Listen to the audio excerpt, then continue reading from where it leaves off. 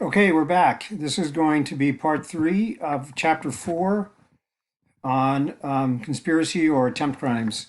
So I just want to do a real quick discussion on abandonment and withdrawal. So there's a distinction between abandonment and withdrawal. Oops, wrong way. So you have withdrawal generally addresses co-conspirators.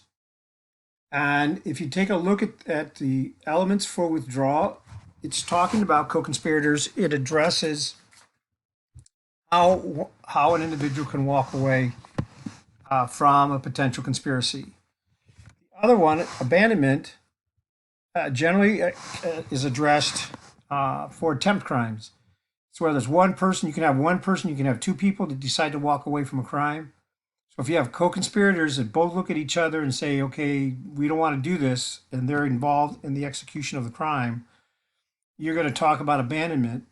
So what I would do in your notes is with abandonment, I would put next to it in big red letters or some way to distinguish and say, discuss abandonment if you're going to discuss a defense when you're talking about attempt crimes. So your box for abandonment should be next to attempt crimes so that they're connected to each other.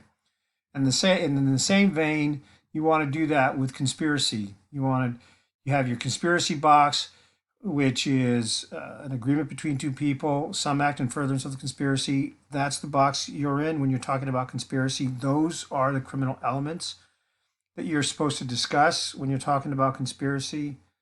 And then in the box next to that, I would have a box with the elements for withdrawal.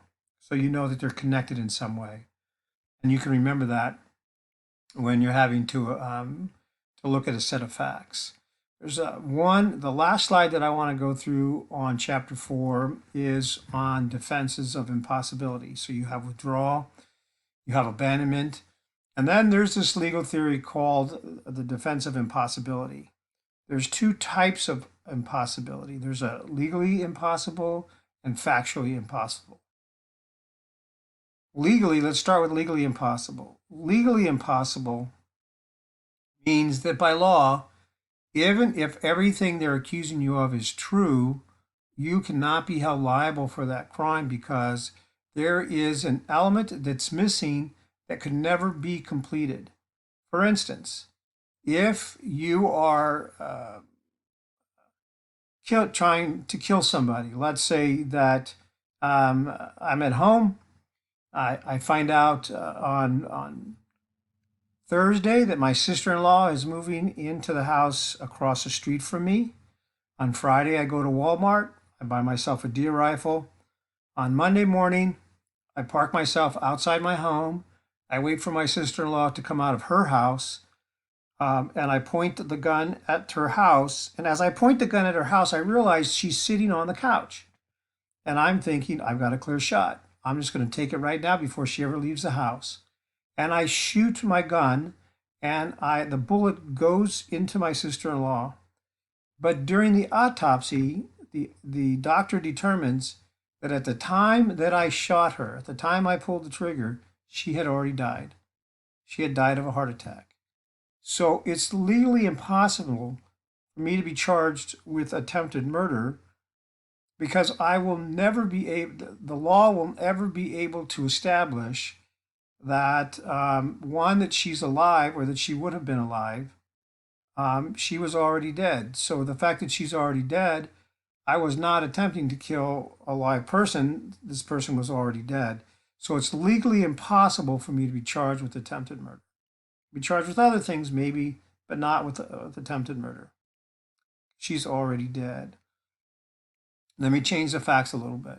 So let's say that I am at the mall, busy mall, and I'm there to pickpocket. I'm there to take items from other people. I see a man walking with his family. He's distracted with his children as they walk through the mall. And I'm thinking, here's my target because he's distracted, and I'll just reach in his back pocket and I will steal his wallet. So I approach him. I put my hand in his back pocket and realize there is no wallet. And then my opportunity to steal from him is lost.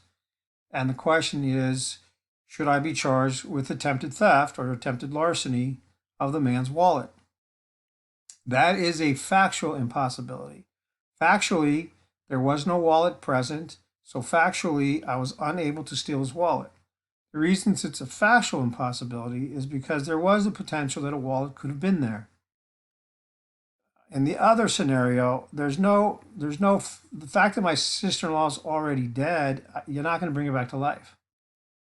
So there's no way you can say that in the future you would be able to complete the crime. With the wallet, you can say that in the future this man may have his wallet in his pocket. And so it's not legally impossible for me to steal his wallet. It's just factually I was unable to do it because there was nothing in his pocket. So that's another type of defense. All right. So you are now going to go to assignments. After reviewing these three videos, you're going to go to assignments and you're going to receive a set of facts. And here's your set of facts. You have Shelley asked Kristen if she wanted to make some extra money.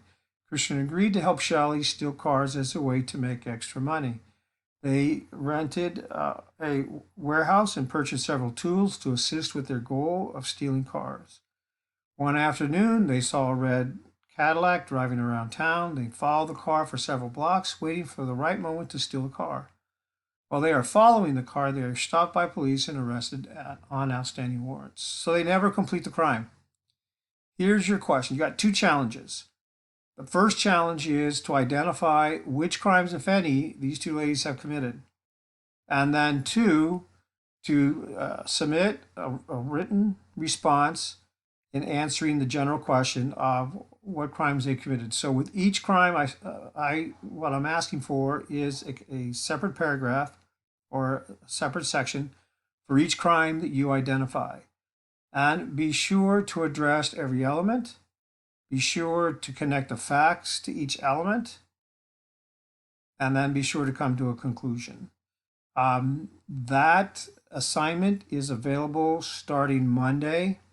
So what I'm asking you to do is review each of the videos, 1, 2, and 3, and then do the assignment. So you have until Friday to submit this in writing. So you have almost an entire week to do this. So my expectation is the quality of work should be outstanding. It's open book. You can look, you can read, you can do it as a group. You can, I guess you can do it as a group as long as you're 6 feet apart, according to the latest rules. And so it'll be scored.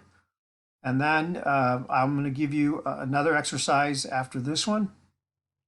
And then at some point, I'll give you an exam, which is going to be timed. So take advantage of these exercises to be familiar with the subject. I'm going to produce 2 or 3 of these so that you'll have plenty of opportunities to practice and to be proficient on this chapter.